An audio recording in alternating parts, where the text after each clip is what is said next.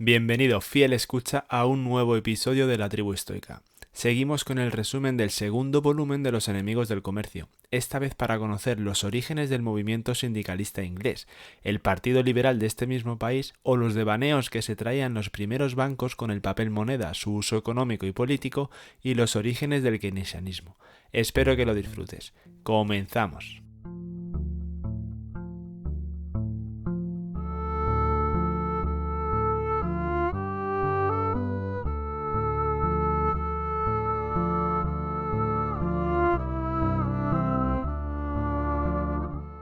Por mucho que avanzara la sociedad en cuanto a conocimiento acumulado se refiere, Hume pensaba que la tara básica de nuestro entendimiento es estar fascinados con el corto plazo, algo que sinceramente no creo que haya cambiado demasiado. Labriegos y sobre todo en círculos gremiales irán viendo desaparecer uno a uno sus privilegios y se revolverán contra las novedades de la industrialización, que no solo produce reproches morales, sino un movimiento organizado para destruir maquinaria, aunque nada puede frenar una mecanización. Otro autor, en este caso Babeuf, pensó que tras arruinar la salud del trabajador en los bancos de taller, la mecanización terminaría destruyendo masivamente empleo, influido por la tesis fisiocrática de que solo la agricultura crea beneficio neto.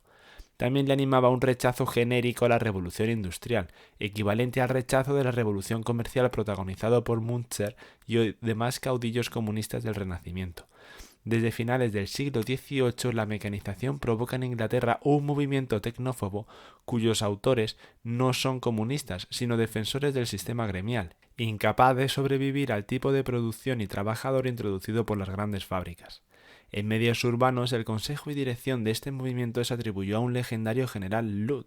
y en medios rurales a un no menos legendario capitán Swing, invariables firmantes de las cartas enviadas a empresarios y granjeros para exigir que se abstuviesen de instalar maquinaria compleja o sucumbieran defendiendo sus forjas satánicas. No hay duda de que acelerar el éxodo a medios urbanos redujo el periodo de aclimatación del campesino, ni de que aparecieron entonces masas sin arraigo ni otra posesión que su fuerza de trabajo, cuya sola existencia resultaba deprimente para las gentes acomodadas del momento. Los que se resolvían contra ese éxodo pasaron por alto las causas concretas de migración,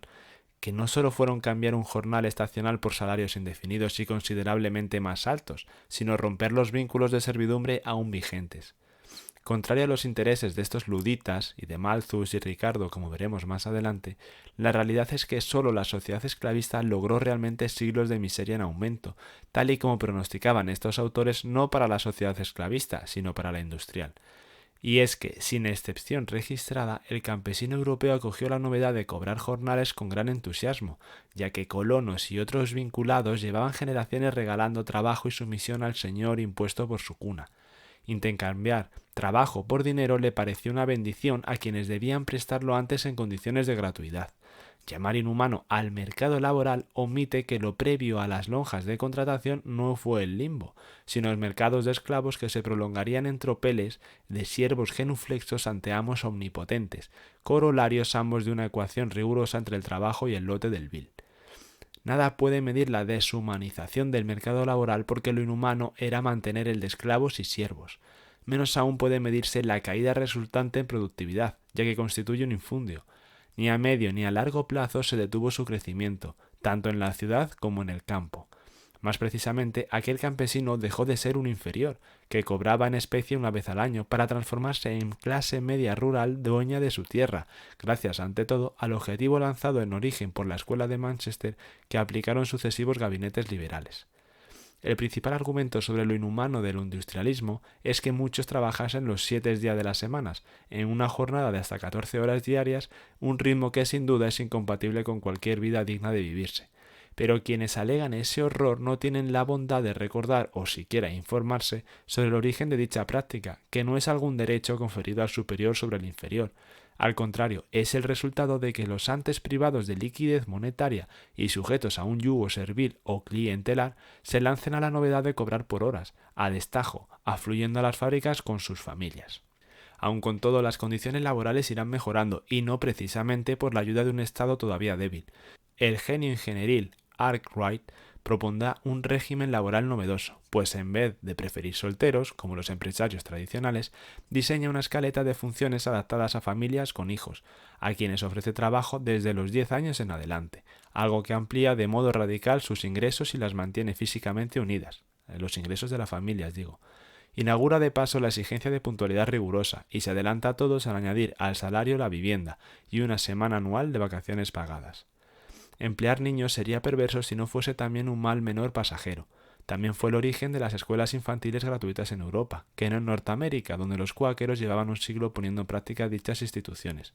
cuyo primer ejemplo coincide con el proyecto más grandioso de Arkwright, donde trabajarían unos 500 infantes de ambos sexos. A falta de guarderías, colegios o de alguien que los cuide cerca de casa, los niños son invitados por el tedio a las más suicidas ocurrencias, y es mucho menos arriesgado para ellos ir con sus padres al trabajo, e incluso quedar al cargo de algún patrono. La banalidad imagina que basta prohibir este tipo de trabajo para mejorar efectivamente la vida del menor, pero nada más lejos de la realidad, y con un caso real lo veremos más claramente. En 1999, o sea, hace 2 días, por ejemplo, tan solo en Bangladesh la negativa norteamericana a importar prendas donde hubiesen intervenido menores de 15 años echó a la calle unos 50.000 infantes, que pasaron a picar piedra, prostituirse y delinquir. Evidentemente no es el caso ideal en nuestras sociedades actuales, pero nosotros podemos permitirnos una serie de comodidades gracias al sacrificio de generaciones anteriores. Otro ejemplo de magnate que va mejorando los derechos de los trabajadores lo tenemos en nuestro siempre presente Owen. En 1817, cuando la paz continental, la recesión y presiones dirigidas a ampliar el censo de votantes genera un clima de inquietud generalizada, la autoridad que confiere a Owen ser gerente y condueño de la mayor fábrica del mundo, la Newland Ark,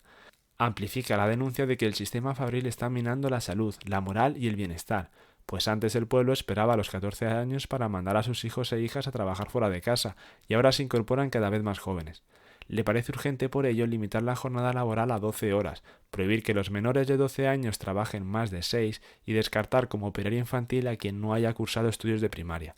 Los buenos deseos se quedan a menudo en tales, pero el país está tan conforme con estas propuestas que obtendrán el visto bueno de 2 comités parlamentarios y acabarán convirtiéndose en el primer derecho industrial.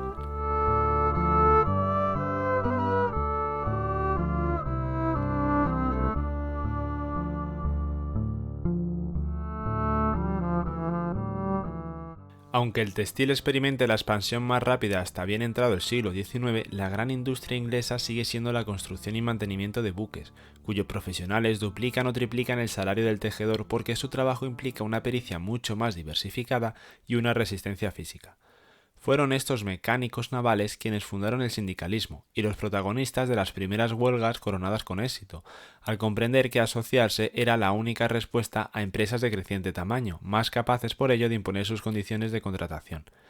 Este grupo no cumplía los requisitos de desarraigo y falta de propiedad inmueble que caracterizaban al proletariado, al comprender más bien la aristocracia laboral representada en otros órdenes por el sastre, el maestro de obras, el ebanista, el tonelero o el herrero, gente de clase media más o menos humilde e inclinadas políticamente al radicalismo democrático.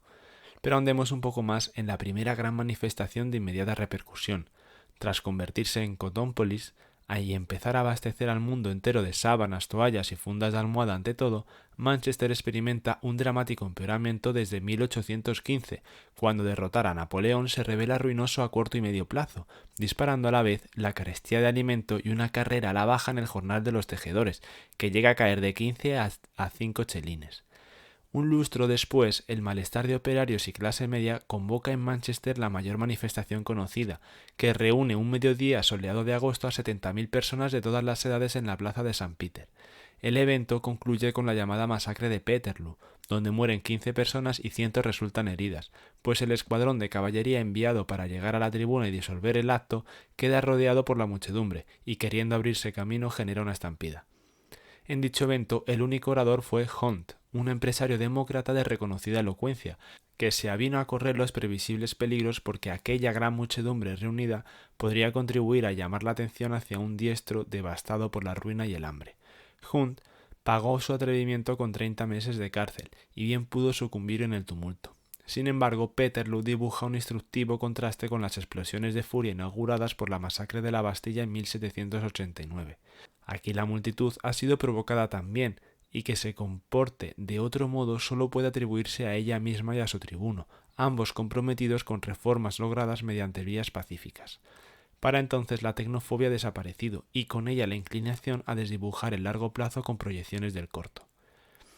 Peterloo es asimismo el punto de partida para las primeras reformas del censo parlamentario inglés, que en 1832 le añade unos 250.000 nuevos votantes, y también el de la Escuela de Manchester o Movimiento de Cambio Libre, que deroga los aranceles de los cereales y reorganiza las circunscripciones electorales a escala nacional.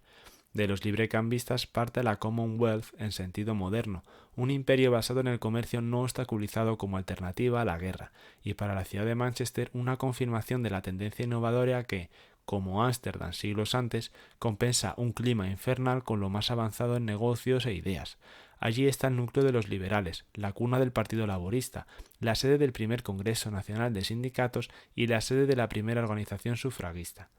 Vemos aquí un contraste de ciudades e ideologías. De París, capital de la cultura, partió la política de hechos consumados que Blanqui supo elevar a metafísica de la provocación. De Manchester, capital de la industria, parte una combinación del laborismo y liberalismo, el llamado Lib Lab, que domina la segunda mitad del siglo XIX inglés. Aunque las clases trabajadoras del país sean las más numerosas, con mucho, no hay modo de que prenda en ellas ni en sus jefaturas el furor restitutorio.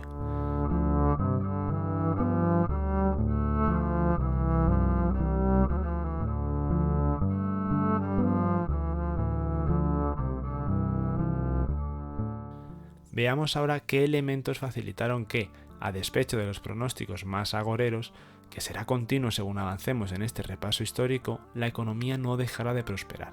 El primero de estos elementos serán los bancos de crédito. Hasta el Banco de Ámsterdam en 1609, que fue el primero dedicado en exclusiva a compensar transacciones comerciales, algunos orfebres desempeñaban funciones afines a las casas de empeño sin perjuicio de garantizar a veces cantidades formidables. Esta situación experimenta un cambio decisivo al crearse el Banco de Inglaterra en 1694, una iniciativa de cierto banquero escocés cuyos primeros grandes accionistas fueron mayoritariamente magnates holandeses, deseosos de financiar la Revolución Gloriosa instada por el partido Whig, que entroniza a Guillermo de Orange como rey británico.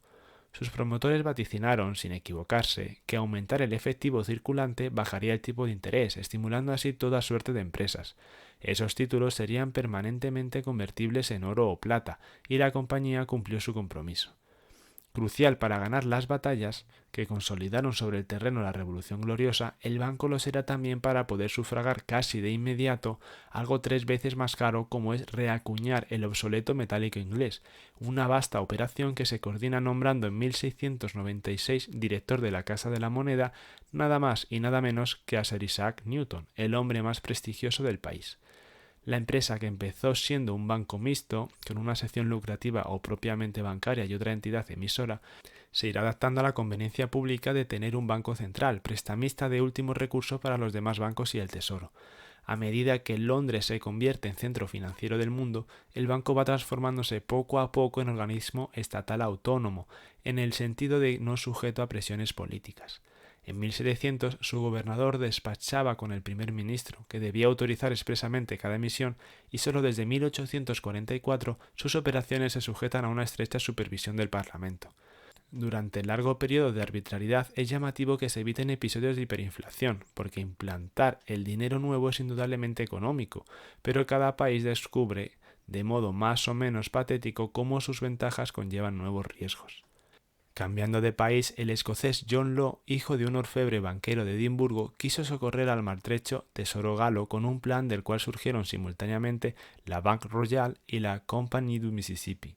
Nombrado inspector general de finanzas y provisto de poderes omnímodos, puso en práctica un sistema análogo al del primer papel emitido por el Banco de Inglaterra, consistente en ofrecer billetes a acciones cuya tenencia devengaba interés y que gozaron de una excelente recepción inicial. De hecho, acabaron muriendo por una mezcla de éxito y saqueos subrepticios del tesoro, y el esquema se transformó pronto en una pirámide fraudulenta, donde los intereses resultaban pagados por el principal.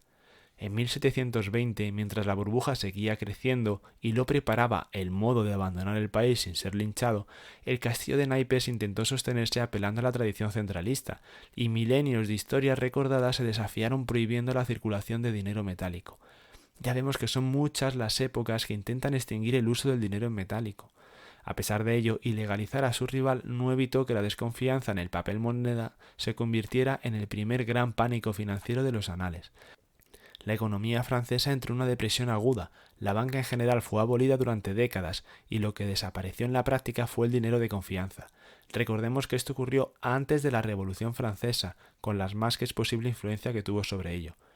En 1789, cuando solo una fracción próxima al vigésimo del circulante es papel y sigue siendo mirado por el público con agudo recelo, la Asamblea Nacional hace frente al estado de bancarrota amortizando terrenos eclesiásticos y de la nobleza, convertidos en propiedad pública desde los decretos de agosto. Con cargo a ese activo emite unos pagarés o certificados de inversión, los assignats, que permite comprar inmuebles públicos y serán recibidos de modo entusiástico por casi todos los conformes con el proceso revolucionario. Su posterior depreciación podría quizás haberse evitado respetando las formalidades inicialmente previstas, como irlos destruyendo a medida que fuesen amortizados, y sobre todo controlando las emisiones. Sin embargo, entre diciembre de 1789 y julio de 1791, mientras la revolución se mantiene dentro de los cauces liberales, las emisiones alcanzan ya los 2.200 millones de libras, y siendo manifiesto que esos pagarés se aprecian cada vez menos, la solución gubernamental será convertirlos en moneda única. Curiosamente, el metálico desaparece cuando el papel empieza a superar los números absolutos, y llega también la fase antiliberal de la revolución, que es también la más cara con mucho. Entre 1792 y 1795, el directorio sigue condicionado por la inercia de la Convención, y las emisiones de asignados se elevan a unos 40.000 millones, cifra llamativa si consideramos que solo 6 años antes, el conjunto de la riqueza nacional se cifraba en 4.500 millones. 4.500 frente a 40.000 millones. En 1796, tras el fracaso que se sigue de intentar colocar pagarés territoriales adscritos a tierras específicas, vuelve a legalizarse la moneda metálica, y en 1800 el consulado napoleónico funda el Banco de Francia. Ya podemos ver que el experimento no salió del todo bien, y que al proceso revolucionario le acompañó una mala moneda y una incertidumbre continua.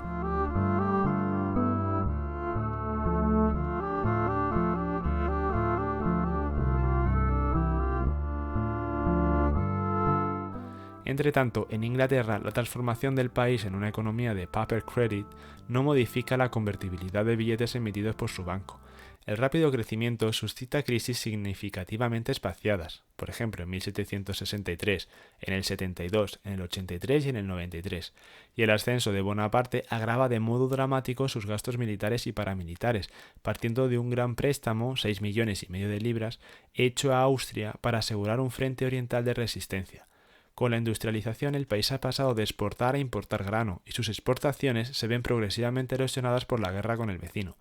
La fuga de oro adopta perfiles dramáticos en el 1797, cuando las reservas del banco en lingotes apenas superan el 1.000.000 de libras y el desembarco en Gales de una fragata francesa sugiere la inminencia de una invasión. El primer ministro Pitt toma entonces la decisión de interrumpir la convertibilidad por un plazo de 7 semanas y organiza a toda prisa una proclama firmada por 4.000 próceres de la City londinense, donde declaran estar dispuestos a aceptar el papel moneda para toda clase de pagos. Lo que vemos aquí es que el paper credit multiplica los intercambios por el hecho mismo de simplificarlos, pero permite también prestar algo no ahorrado efectivamente, instando a expansiones irracionales seguidas de contracciones indeseadas. Con la moneda metálica hay algo más de expectativas, pero con la fiduciaria el estado de la confianza se adueña de todo, ya que su velocidad de circulación se acelera con síntomas de devaluación y en épocas de desconfianza se desacelera hasta acabar con la liquidez. Si esto ocurriese, la respuesta menos catastrófica será restablecerla con inyecciones de efectivo, un consejo de Thornton con el cual se capearán prácticamente todas las crisis financieras futuras. 8 años después es evidente que la no convertibilidad de la libra esterlina está produciendo devaluación, aunque la inercia del sistema restrictivo aplaza hasta 1821 el retorno al patrón oro. Este hiato y los ajustes impuestos por su restauración bastarán para que la alarma previa ante una moneda sin respaldo se convierta en alabanzas incondicionales a ella, porque permite mantener cómodamente un crédito público gratuito y selectivo, algo singularmente bienvenido por el movimiento cooperativista. El Imperio Romano demostró que la inflación puede mantenerse y crecer sin necesidad de un estímulo como el dinero de fiat, e Inglaterra demuestra que el potencial inflacionista de ese instrumento puede mantenerse relativamente controlado, evitando grandes pánicos. Pero es evidente que, como empezó observando Bentham, se ha puesto en marcha un mecanismo de ahorro forzoso, confiado a las autoridades monetarias, pues en una economía de dinero fiduciario el equilibrio entre el prestado y lo ahorrado resulta de arbitrajes momentáneos, donde solo le cabe al estatista frenar o ampliar su oferta de efectivo, y todo exceso de crédito sobre la rentabilidad será financiado con pérdidas en capacidad adquisitiva. Un siglo más tarde, Keynes reitera que un dinero apoyado solo en la confianza permite a cualquier gobierno confiscar secretly and unobserved, o sea, en secreto, sin que se le pueda observar, una parte importante de la riqueza de sus ciudadanos. Podríamos decir que esta opinión es bastante actual.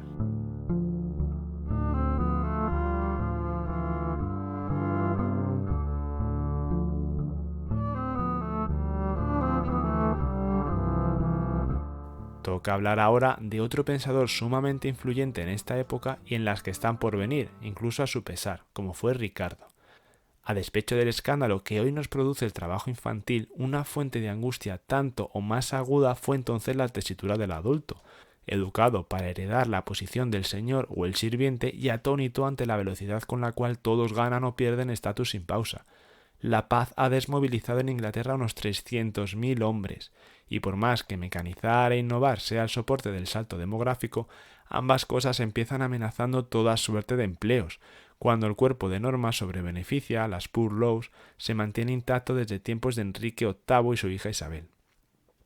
Alienándose con los pronósticos catastrofistas de Malthus, su amigo Ricardo aventura ya en 1817 que si esa legislación siguiese en vigor, el fondo de sostén para indigentes crecerá hasta absorber todo el ingreso de nuestro país, una aterradora perspectiva que convence a algunos y justifica también la denuncia inversa, a saber, que mientras todo crece y mejora, la situación del trabajador empeora sin pausa.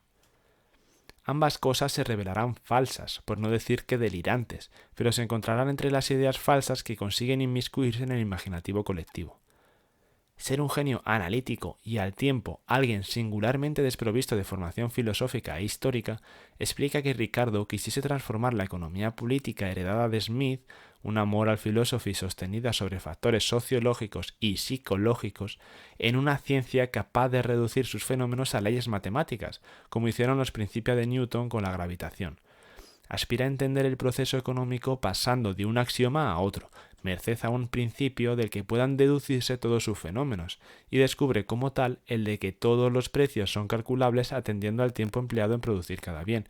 una tesis de la que se derivarán los más profundos malentendidos, casi todos contrarios a la intención expresa del propio Ricardo. El repaso de estos equívocos puede empezar con la suposición de que el sistema fabril premia al capital con un lucro desproporcionado e impone a los salarios rondar siempre el mínimo de subsistencia. Además de tal cosa, los principios afirman que la competencia entre capitalistas modera sus beneficios, del mismo modo que la competencia entre asalariados modera los jornales, aunque ciertas coyunturas, como un invento, un recorte imprevisto en la mano de obra, inauguran fases de acumulación excepcional, donde la demanda de trabajo crece de modo aún más rápido que la oferta. Para Ricardo, el beneficiario inmerecido del sistema es el rentista, que no carga con los riesgos asumidos por el resto de agentes económicos, y en esto se centra la polémica con su íntimo Malthus, porque éste aspira a proteger con aranceles a la clase improductiva, y él, por el contrario, aboga por derogarlos, como los manchesterianos. Mucho más trascendental es el equívoco derivado del valor calculable como trabajo hora, que en Ricardo no parte de alguna ambivalencia moral,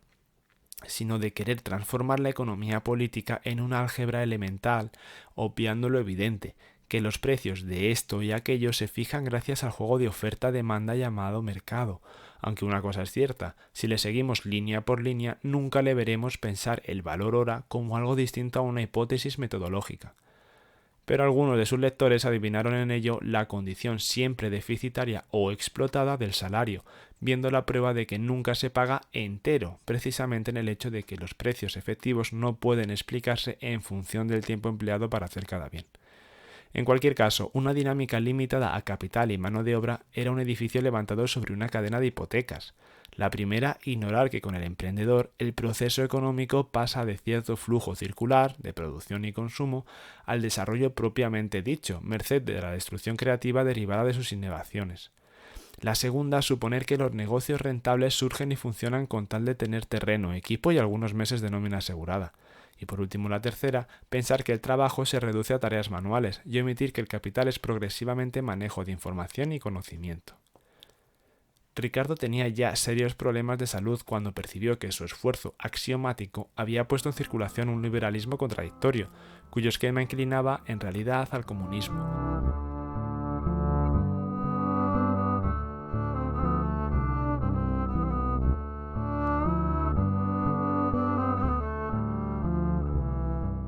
Dediquemos ahora algunas líneas al sindicalismo. Genéricamente, el gremio corresponde a la edad proteccionista que Smith llama soberanía del productor, y el sindicato a la soberanía del consumidor, que induce la liberalización del comercio. Tras ampliar sus funciones de Monte Pío a la resistencia organizada para mantener y mejorar su nivel de vida, la historia sindical inglesa encuentra a su primer héroe en Gast, un carpintero de buques que incumple el tópico de divorcio entre capital y trabajo a partir de su inevitable compenetración. Su amalgama de disposición negociadora y combatividad, llamada desde entonces el sistema de Gast para mantener los salarios altos, será el punto de partida para la normalización del convenio colectivo.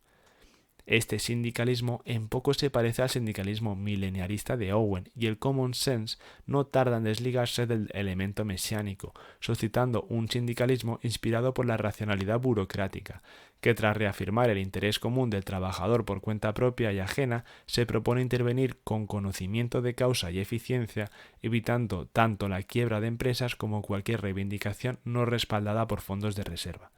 Aunque la causa del trabajo sigue siendo sagrada, el retroceso a las esperanzas mileniaristas concentra los desvelos de cada sindicato en gestionar por una parte el fondo de pensiones y asegurarse por otra de que precios y salarios vayan de la mano, confeccionando tablas de correlación, sin olvidar la meta general de reducir la jornada a 8 horas y la semana a 5 días. Identificarse como negociador y socio, no como víctima y adversario, marca el comienzo de las huelgas que terminan con mejoras salariales o de otra índole y granjea a ese modelo una hegemonía prolongada hasta finales de siglo. El reconocimiento del sindicato supuso dotar de voz y voto al trabajador por cuenta ajena multiplicado por la revolución tecnológica. Sin embargo, no hizo lo propio con el personal doméstico, siervo durante el medievo y servidor en los tiempos modernos, que habría de esperar medio siglo más para sacudirse la discriminación estamental entre superior e inferior. Hasta la gran reforma de 1832, el empleado no disponía prácticamente de acceso al Parlamento. A despecho de su nombre, la primera reforma realmente grande llegaría con el salto a la oscuridad de 1867, a partir de cuyo momento los días de la discriminación están contados. Cada nueva elección pone más de manifiesto que los escaños y las carteras ministeriales dependen de cómo se gestionen sus intereses.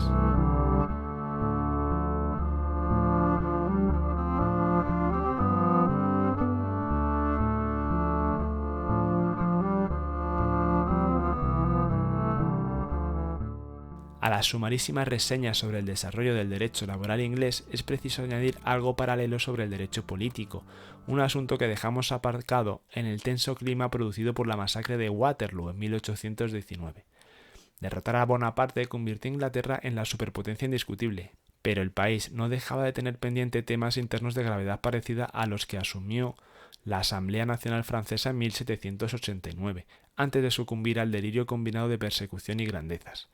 Sus desafueros escandalosos, la discriminación del tercio católico de la población, una hacienda tan paternalista como corrupta, una normativa sobre incorporación y exportación con reminiscencias de la vieja nación pirática, leyes restrictivas sobre la asociación y el pensamiento, una anacrónica estructura de partidos políticos y, presidiéndolo todo, una democracia grotescamente mal representada que otorga 5 votos en los comunes a cierto pueblo fantasma y ninguno o uno a Manchester, Birmingham y los demás emporios industriales. A todos asusta una prosperidad que alterna fases eufóricas con depresivas. Sin embargo, junto a empresarios excepcionales, el país tiene también una generación de estadistas capaces de trascender el corto plazo, que forman gabinetes como los de Gray y Peel, cuyas dimensiones vienen a lograr reformas donde obran en conciencia, inspirando una pauta de dignidad prolongada por los gabinetes posteriores de Gladstone. A despecho de ataques feroces protagonizados por sus propios colegas, Lord Charles Grey, un Whig, sacó adelante la ampliación del censo electoral aprobada en 1832 y un proyecto de ley que al año siguiente derogaría la esclavitud en todas las colonias inglesas, buscando en ambos casos hacer más aceptable la Constitución para el pueblo en general y abrir camino a cambios graduales proporcionados al crecimiento de la inteligencia popular. Francis Place, para unos el eximio cortador de patrones y para otros la eminencia gris que traslada a los gobiernos el sentir de la población activa y se hace obedecer en virtud de eso mismo. Francis Place, para uno el eximio cortador de patrones y para otros la eminencia gris que traslada a los gobiernos el sentir de la población activa, se hace obedecer en virtud de eso mismo. Place reúne a los líderes sindicales menos ilusos para organizar el movimiento de la Carta Democrática o cartismo, cuyos 6 puntos redacta personalmente. En términos conceptuales, quizás la aportación más destacada de Place fue ser el primero en negarse a admitir que los precios puedan calcularse por unidades temporales de trabajo, una idea que expuso a polemizar con Hodgkin. El ideal de la sociedad sin clases da por supuesto que a lo largo del siglo XVIII y gran parte del XIX la discordia se polarizó en el burgués y el proletario, pero tanto la historia del movimiento obrero inglés como la de su derecho laboral e industrial muestran que la discordia se centró más bien en tolerar o no la pervivencia de residuos estamentales, dentro de una sociedad satisfecha del hecho de ser clasista. El estamento es cerrado e inmóvil, la clase fluctúa en función de los ingresos y el respeto obtenido por cada cual, y sin perjuicio de que las cosas nunca sean completamente blancas o negras, el tránsito de colectivos estamentales a colectivos clasistas es el de una aristocracia arbitraria a una aristocracia meritocrática. En 1830 no hay país en Europa occidental con menos propietarios rurales que Inglaterra, pues la tierra pertenece a la pequeña y especialmente a la gran nobleza. Conseguir que los no emigrados al medio urbano se convirtiesen en propietarios y por tanto en clase media fue el efecto más duradero y positivo del programa social asumido por los liberales, que iba a cumplirse en poco más de medio siglo a través de créditos blandos, rebaja de impuestos y otros incentivos.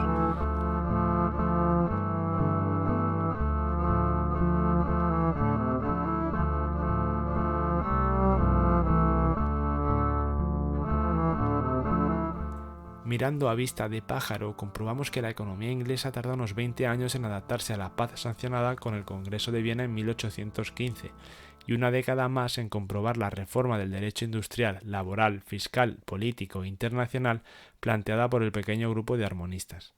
Aunque rara vez les hayamos mencionado en las historias generales, fueron extraordinariamente eficaces a la hora de unir liberalización del comercio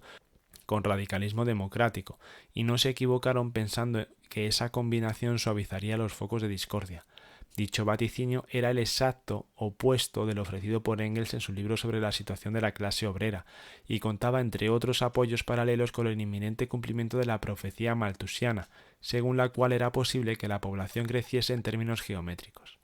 Y efectivamente, en 1851 los censos indican que Inglaterra ha pasado en medio siglo de unos 10 a unos 20 millones de habitantes, pero lo aterrador en 1800 era que el producto creciese en términos solo aritméticos, dada la problemática reconversión del trabajo rústico en fabril.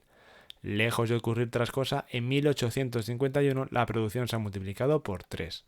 Sin mediar planificación, el porcentaje de renta nacional correspondiente al sector agrícola ha pesado del 34 al 21% y el de manufacturas, minería y construcción del 21 al 42%. La revolución industrial fue recibida con los más lúgubres pronósticos, pero desde mediados del siglo, tanto el pesimista como el proteccionista deben hacer frente al ridículo, pues la prosperidad se ha contagiado a todos los sectores, haciendo que los beneficios empresariales crezcan al tiempo que los salarios y la renta territorial. Cuando termina la época victoriana, que va desde 1837 al 1901, un país que tenía menos de 10 millones de habitantes en 1800 mantiene a más de 30 y sin perjuicio de atravesar frecuentes crisis económicas, ofrece al resto del mundo el ejemplo más espectacular y sostenido de prosperidad. Nunca se habían visto ni tanto dinero, ni tantas tiendas tan rebosantes de artículos, ni calles tan animadas, ni tanta preocupación por remediar las bolsas de pobreza. Y con esto, fiel escucha, llegamos al final de este episodio. Ya has visto que los temas en él tratados creo que son bastante novedosos en cuanto a lo que al mainstream se refiere, y demuestran el reconocimiento del autor a estos primeros pasos del pueblo inglés contra la mentalidad ludita. Espero que te haya servido para aprender algo nuevo. En el próximo episodio ya vendremos con el inmortal Marx, así que estate preparado.